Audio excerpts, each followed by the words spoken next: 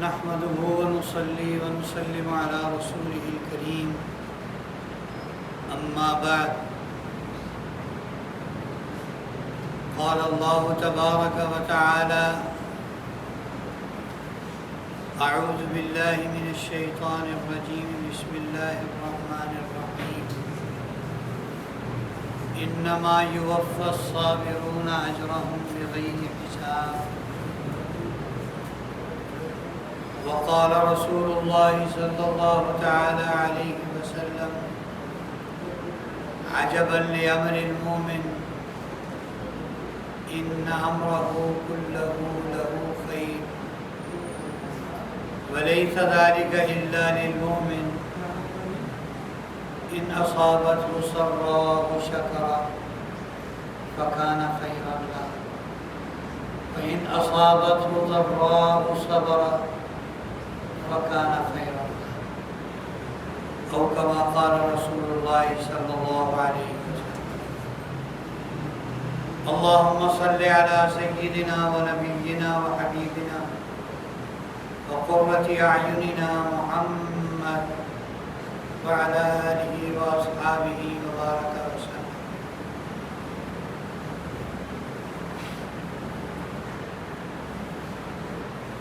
ایک حدیث پاک کا مفہوم ہے،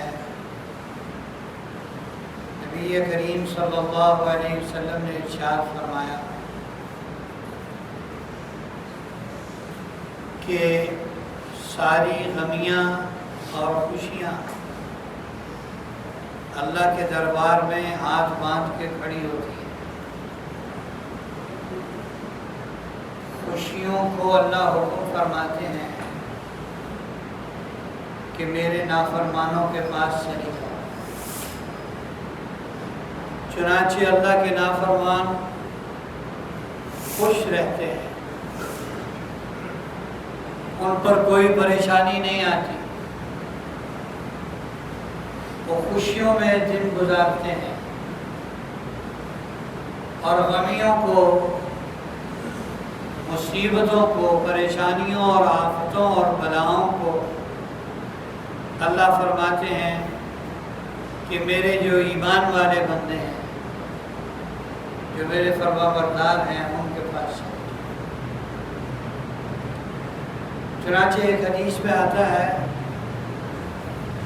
آپ علیہ السلام نے فرمایا من یرد اللہ بہ خیرا یصب منہ. اللہ رب العزت جس کے ساتھ بھلائی کا ارادہ فرماتے ہیں،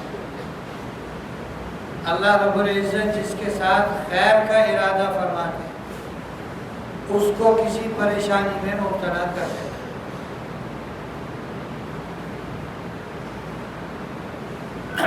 اس طرح کی باتیں سن کر پریشان آدمی کو حوصلہ کرنا چاہیے کہ یہ کوئی بڑی بات نہیں ہے، اور جو خوشحال آدمی ہے اسے عافیت مانگنی چاہیے کہ یا اللہ مجھے عافیت ہی دینا، میں تکلیفیں برداشت کرنے کے قابل نہیں.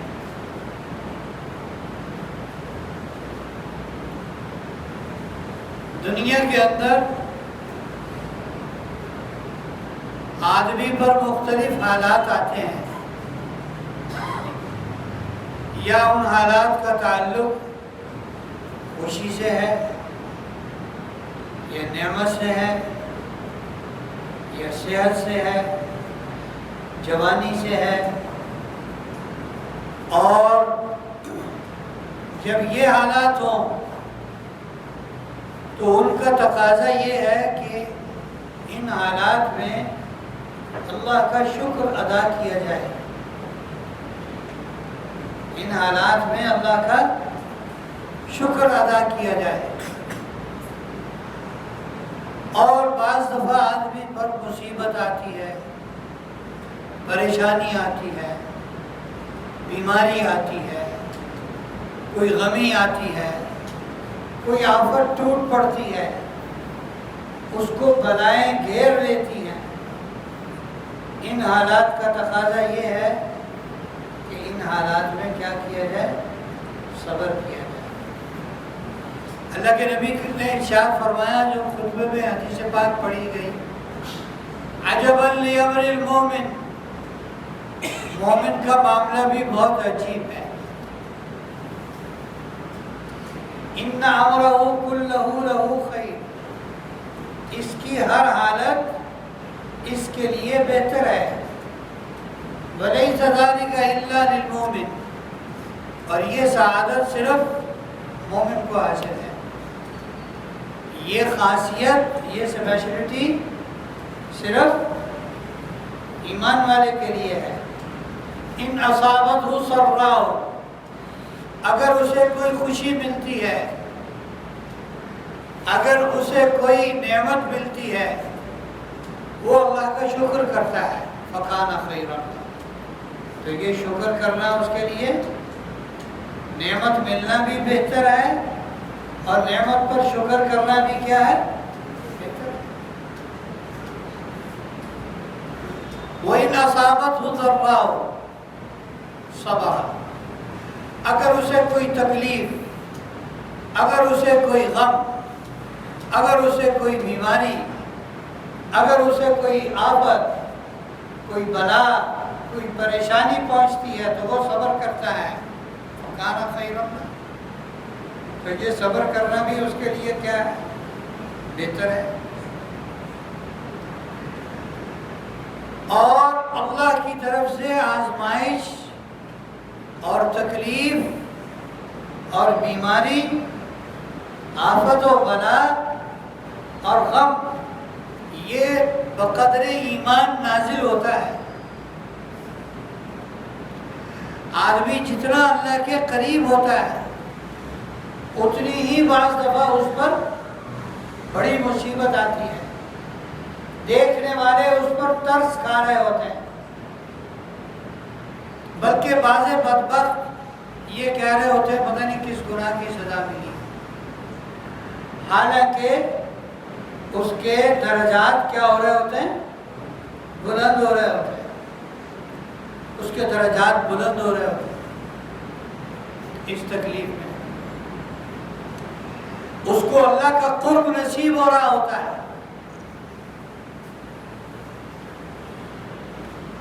تو بیماری یا آزمائش آئی ہے، وہ سزا ہے یا وہ اللہ کی طرف سے رفع درجات کا سبب ہے، یہ اللہ ہی جانتے ہیں۔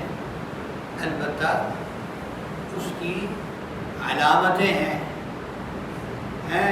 ہمارے بڑے یہ فرماتے ہیں اگر مصیبت، پریشانی، آفت، بلا، غم آنے کے بعد آدمی کی توجہ اللہ کی ذات عالی کی طرف زیادہ ہو جائے، وہ اور زیادہ اللہ سے رجوع کرنے والا ہو جائے، اور زیادہ دعائیں مانگنے لگ جائے، اور زیادہ اللہ کا ذکر کرنے لگ جائے، تو یہ جو حالات اس پر غمی کے، پریشانی کے، آفت کے، بلا کے، یہ جو حالات اس پر آئے ہوئے ہیں، یہ حالات سزا نہیں ہیں بلکہ یہ اللہ کی رحمت ہے۔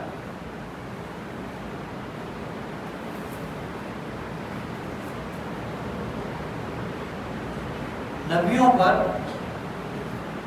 پر حالات آئے، ہمارے نبی پر بھی حالات آئے، حضور نبی کریم صلی اللہ علیہ وسلم پر بھی حالات آئے، تو آپ کو کہا گیا فاصبر کما صبر اولو العزم من الرسل، فاصبر کما صبر اولو العزم من الرسل، آپ ایسے صبر کیجئے، آپ پر جو مصیبتیں آ رہی ہیں، آپ پر جو پریشانیاں آ رہی ہیں، اور قریش مکہ آپ کو جو دکھ اور تکلیفیں دے رہے ہیں، آپ اس پر صبر کیجئے جیسے کہ پہلے اولو العزم پیغمبروں نے صبر کیا۔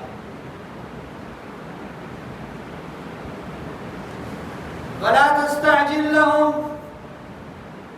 جلدی نہ کریں، ان کے لیے جلدی نہ مانگیں کہ ان پر عذاب آئے، یہ ختم ہو جائے، ہماری مصیبتیں پریشانیاں ختم ہو جائیں، ہمارے حالات اچھے ہو جائیں، اور یہ جو ہمیں سزائیں دینے والے ہیں، ہمیں جو تکلیفیں دینے والے ہیں، ان پر اللہ کی طرف سے عذاب آئے، یہ جلدی طلب نہ کریں۔ چنانچہ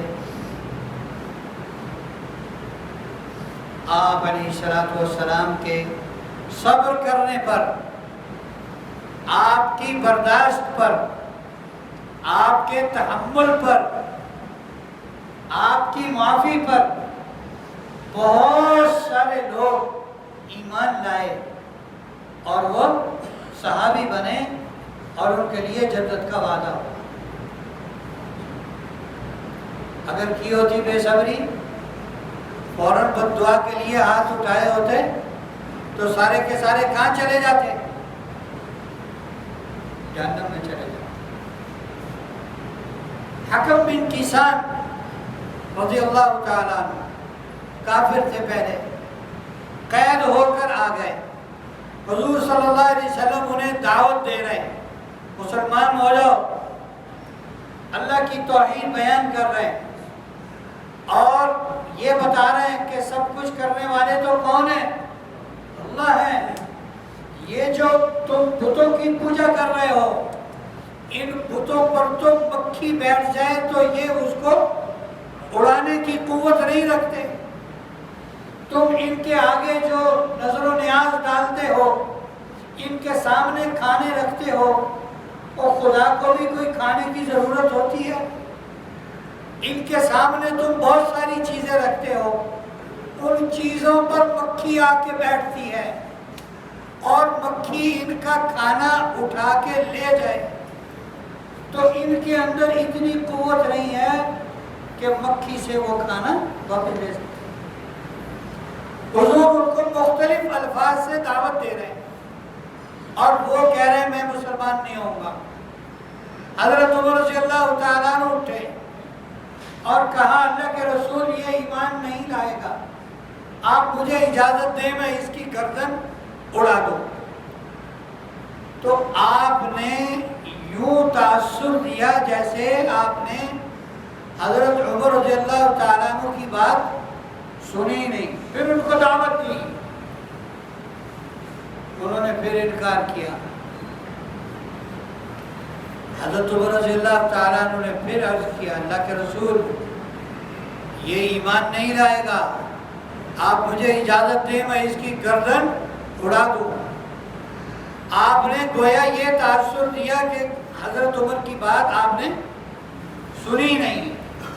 تیسری مرتبہ پھر دعوت دی، اللہ کی شان، تیسری مرتبہ بات ان کے دل میں اتر گئی اور انہوں نے کلمہ پڑھ لیا،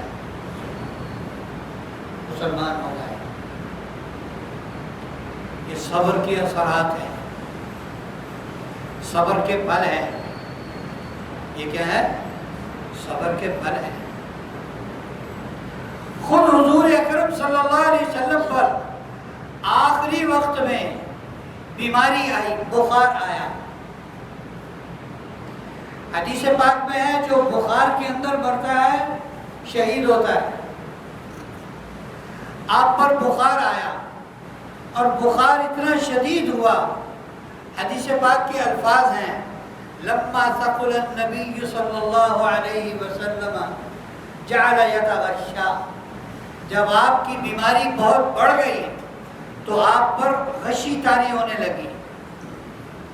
یہاں بھی ہوتا ہے جب آدمی تکلیف اس کی برداشت سے باہر ہو جائے تو وہ بے ہوش ہو جاتا ہے، یہ بھی اللہ کی رحمت ہے، پھر بے ہوشی میں تکلیف کا احساس ختم ہو جاتا ہے۔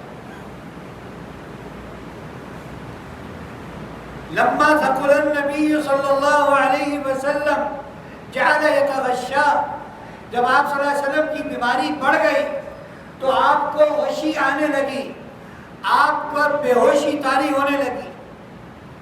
فقالت فاطمہ رضی اللہ تعالی عنہ، فاطمہ رضی اللہ تعالی عنہ پاس تھی، فرمانے لگی وَاكَرَ بَابَا، اے میرا باپ کتنی تکلیف میں ہے، ہائے میرے ابا جان کتنی تکلیف میں ہیں، تو آپ نے اسی تکلیف میں حضرت فاطمہ رضی اللہ تعالی عنہ سے جواباً ارشاد فرمایا، لا کرب علی ابیک بعد اليوم، آج کے بعد تیرے باپ پر کوئی تکلیف نہیں ہوگی، آج کے بعد تیرے باپ کی ساری تکلیفیں ختم ہو جائیں گی۔ احساس ہو گیا ہوگا، پتہ لگ گیا ہوگا آثار سے کہ بس اب میرے جانے کا وقت ہے۔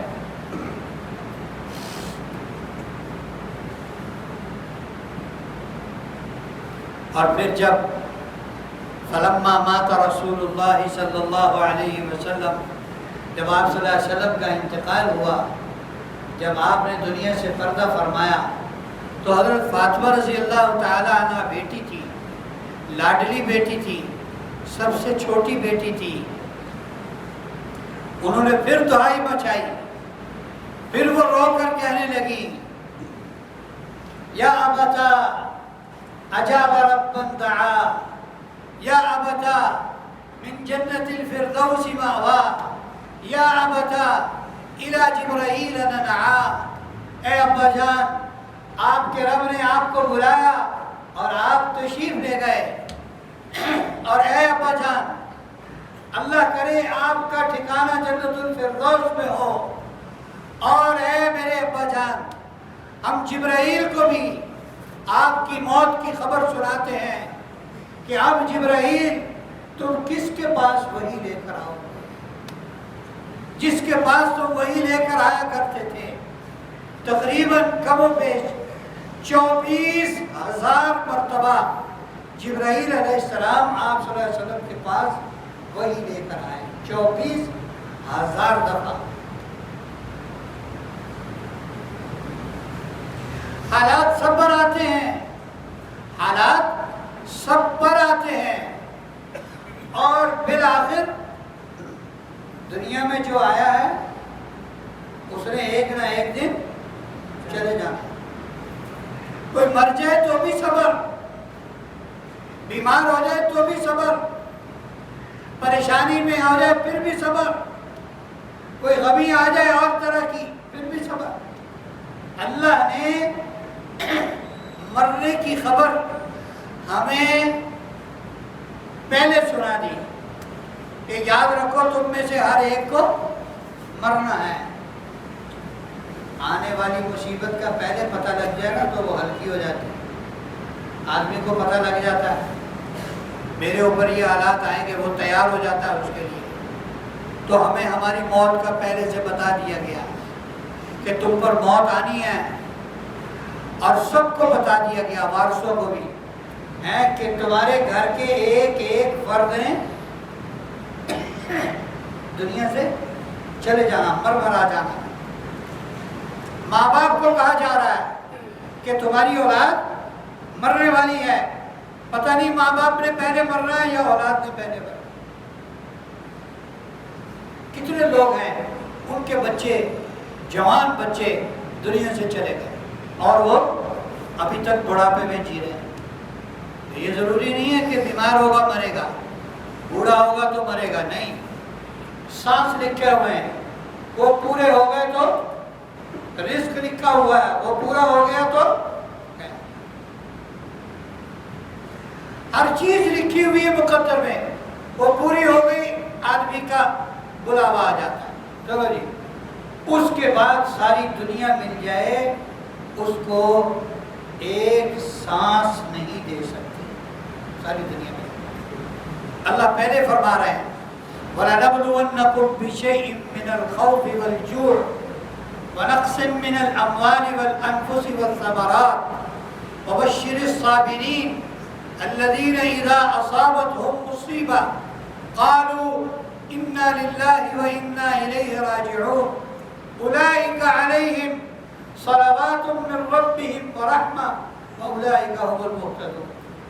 اللہ فرما رہے ہیں ہم تمہیں ضرور آزمائیں گے مختلف چیزوں سے، کبھی خوف آئے گا، کبھی بھوک آئے گی، کرائسس آئیں گے، حالات خراب ہو جائیں گے، پیسے مر جائیں گے، کوئی پیسے لے کے بھاگ جائے گا، کاروبار میں نقصان ہو جائے گا، کچھ ہو جائے گا۔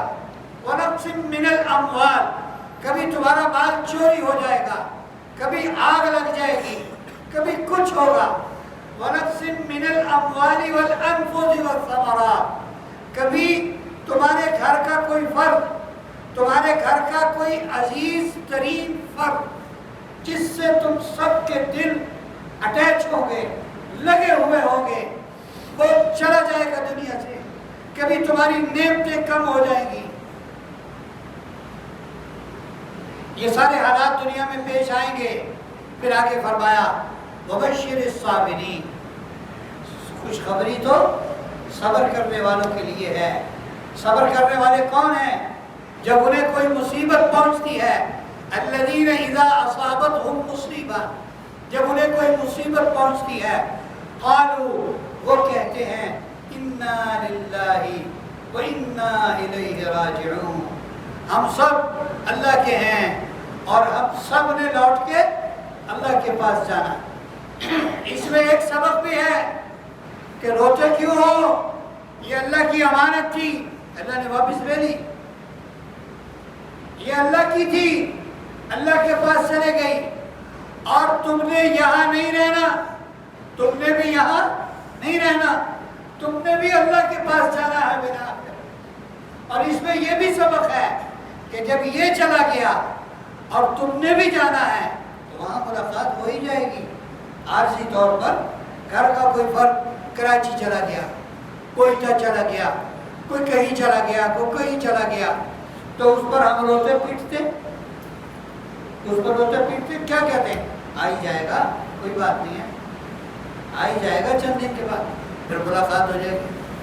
تو اللہ اس میں یہی سبق دے رہے ہیں، اِنَّا لِلَّهِ وَإِنَّا إِلَيْهِ رَاجِعُونَ، ہم سب اللہ کے ہیں اور ہمیں بھی پلٹ کے کہاں جانا ہے؟ اللہ کے پاس۔ جو قبرستان کے پاس سے گزرنے کی دعا ہے، السلام علیکم دار قوم مومنین یغفر اللہ لنا ولکم انتم سلفنا ونحن بالأثر وإنا انشاء اللہ بكم للاحقون۔ اے ایمان والو، اے قبروں میں پڑے ایمان والو، تم پر سلامتی ہو، اللہ تمہاری بھی اور ہماری بھی مغفرت کر دے۔ انتم سلفنا، تم ہم سے پہلے چلے گئے، ونحن بالأثر، ہم تمہارے قدموں پر پیچھے پیچھے چلے آ رہے ہیں، وإنا انشاء اللہ بكم للاحقون، جب اللہ چاہیں گے ہم بھی تمہارے پاس پڑاؤ ڈال لیں گے۔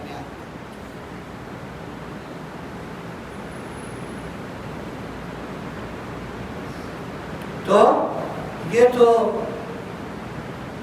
دنیا کے رنگ ہیں، یہ آنا جانا چل رہا ہے، گاڑی بھری ہوئی ہے اور اس سے کراچی جانا ہے، اور راستے میں کئی اسٹیشن ہیں، کوئی خانے وال اتر جاتا ہے، کوئی جناب ملتان اتر جاتا ہے، کوئی بہاولپور اتر جاتا ہے، اور کوئی جناب روڑی اتر جاتا ہے، اور کوئی آگے کسی اور اسٹیشن پر اتر جاتا ہے، کوئی حیدرآباد اتر جاتا ہے، ہر آدمی اپنی منزل پر اتر رہا ہے، بس گاڑی چل رہی ہے۔ جب حضور صلی اللہ علیہ وسلم کو جانے والے کا دکھ ہوتا ہے، جانے والے کا دکھ ہوتا ہے، بعض جانے والے اپنے گھر کے سارے بڑوں چھوٹوں کو جھنجھوڑ کے رکھ دیتے ہیں، توڑ کے رکھ دیتے ہیں۔ حضور صلی اللہ علیہ وسلم کا جب وصال ہوا، آپ نے جب دنیا سے پردہ فرمایا، میں نے پہلے حضرت فاطمہ رضی اللہ تعالیٰ عنہ کی کچھ باتیں عرض کی کہ وہ کیا فرما رہی تھی۔ جب آپ کو دفن کر دیا گیا تو حضرت فاطمہ نے ایک عجیب بات فرمائی صحابہ سے۔ حضرت انس رضی اللہ تعالیٰ عنہ چونکہ آپ کے خادم خاص تھے، آپ کے گھر میں بہت آنا جانا تھا، تو حضرت فاطمہ نے حضرت انس کو مخاطب کر کے کہا کہ تم نے کیسے گوارا کر لیا کہ تم اپنے نبی کو منو پٹی کے نیچے دفن کرو۔ تم نے کیسے گوارا کر لیا؟ آپ نے دنیا سے پردہ فرمایا، آپ مرے نہیں، آپ مرے نہیں، آپ نے دنیا سے پردہ فرمایا اور آپ کو وہی زندگی عالم برزخ میں حاصل ہے جو زمین میں اوپر حاصل ہے، اور آپ کو کھانا پینا روزانہ دیا جاتا ہے، جنت کی نعمتیں پیش کی جاتی ہیں۔ اسی طرح جو آدمی ہے، ہمارے والد صاحب تھے، آج یہ کہتے ہوئے کلیجہ مٹھی میں آ جاتا ہے کہ ہمارے والد صاحب تھے، ان سب کے ساتھ، ان کے ساتھ ہم سب کی انتہائی اٹیچمنٹ تھی، سب بیٹے بیٹیاں پوتے پوتیاں نواسے نواسیاں سب کی انتہائی اٹیچمنٹ تھی۔ ان کے جانے نے ہمیں ہلا کر رکھ دیا، لیکن جانے والے چلے گئے۔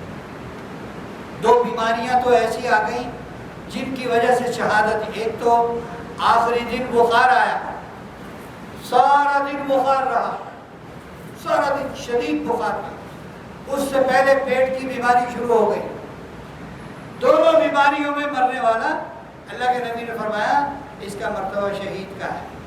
پھر اور کچھ کو پہلے خواب آئے، بہت مبارک خواب آئے، بہت مبارک خواب آئے، اور ہمیں یقین ہو گیا تھا کہ بس اب سانس پورے کرنا ہے، چلے گئے دنیا سے۔ لیکن ہمارے لیے اللہ کے فیصلے پر راضی رہنے کے علاوہ دوسرا کوئی آپشن نہیں ہے۔ ہم سب کے سامنے کہتے ہیں اے اللہ ہم تیرے ہر فیصلے پر راضی ہیں اور خوش ہیں، لیکن ہم اللہ سے عافیت مانگتے ہیں، ہم اللہ سے عافیت مانگتے ہیں۔ میرے محترم دوستو، صبر کو اختیار کرنا ہر معاملے میں، ہر معاملے میں۔ 2-3 جمعے پہلے اسی موضوع پر بات ہوئی تھی، اس میں اسی کو تحمل اور برداشت کے نام سے بتایا، ایک اور پیرائے سے اس کو بتایا گیا۔ آج اس پیرائے سے بتایا گیا کہ کوئی گھر کا فرد مر جائے، کوئی گھر کی چیز کم ہو جائے، کوئی نقصان ہو جائے، تو ہمارے لیے آپشن کیا ہے جی؟ صبر کرنا۔ ایک حدیث میں ہے کہ یہ جو جملہ ہے اِنَّا لِلَّهِ وَإِنَّا إِلَيْهِ رَاجِعُونَ، اس جملے کو صحیح یاد کرنا چاہیے۔ اس جملے کو بہت افسوس ہوتا ہے جب یہ بڑے بڑے جملے، موٹے موٹے جملے ہمیں صحیح نہیں کہنے آتے۔ السلام علیکم ہمیں صحیح نہیں کہنا آتا، وعلیکم السلام ہمیں صحیح نہیں کہنا آتا۔ ہم کسی کو سلام کرتے ہیں خالصتاً دل سے اور عربی میں، السلام علیکم، وہ آگے سے کہتا ہے وعلیکم السلام۔ وعلیکم السلام کیا ہوتا ہے؟ یہ سلام کا جواب نہیں ہے۔ وعلیکم السلام، یہ سلام کا جواب نہیں ہے۔ اس نے اتنا خالص آپ کو سلام کیا، آپ نے جواب میں سلام کا ستیہ ناش کر دیا۔ اس جملے کو صحیح ادا کرنا سیکھنا چاہیے۔ حدیث میں آتا ہے جس پر کوئی صدمہ آیا، وہ گزر گیا، کئی سال گزر گئے، کچھ عرصہ گزر گیا، اس کو پھر کسی بہانے سے وہ صدمہ یاد آیا، اس کو وہ صدمہ یاد آیا، اس نے پھر اس صدمے کے یاد آنے پر پڑھا اِنَّا لِلَّهِ وَإِنَّا إِلَيْهِ رَاجِعُونَ۔ اللہ کے نبی فرماتے ہیں کہ وہ اس اِنَّا لِلَّهِ کہنے پر جو اجر اسے اس صدمے کے عین وقت میں ملا تھا، جب وہ صدمہ پیش آیا، 2 سال بعد بھی جب یاد آیا، اِنَّا لِلَّهِ پڑھنے پر وہی اجر ملے گا جو صدمہ پیش آنے کے وقت پر اِنَّا لِلَّهِ پڑھنے پہ ملا تھا۔